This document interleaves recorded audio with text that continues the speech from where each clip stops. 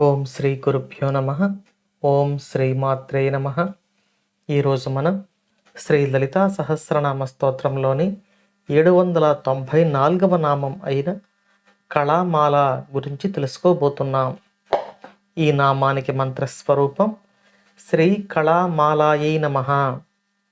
ఈ నామాన్ని పరిశీలిస్తే కళలను ఒక మాలగా కలిగిన తల్లి అని అర్థం వస్తుంది. మనకు వ్యవహారంలో 64 కళలు తెలుసు.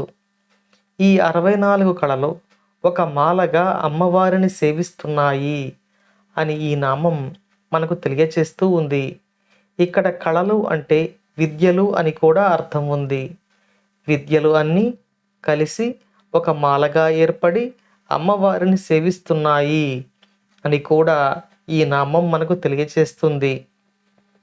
విద్యలు మరియు కళల చేత సేవించబడుతున్న తల్లిగా అమ్మవారిని ఈ నామం కీర్తిస్తుంది.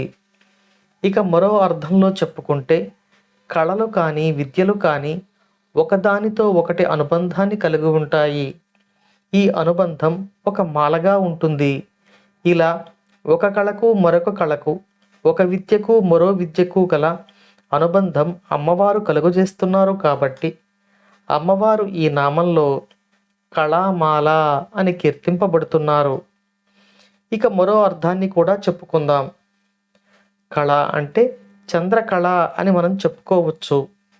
ఈ చంద్రకళలు పౌర్ణమి నుండి ప్రతిరోజు మారుతూ ఉంటాయి. ఈ కళలు అన్నీ ఒక మాలగా కలిగిన కాలము యొక్క స్వరూపంగా అమ్మవారు ఈ నామంలో కీర్తింపబడుతున్నారు.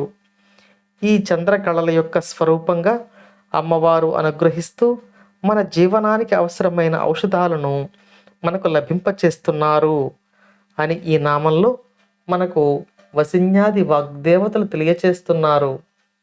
అమ్మవారి అనుగ్రహం మనపై ఎల్లవేళలా ఉండాలని కోరుకుంటూ ఓం శ్రీమాత్రే నమః.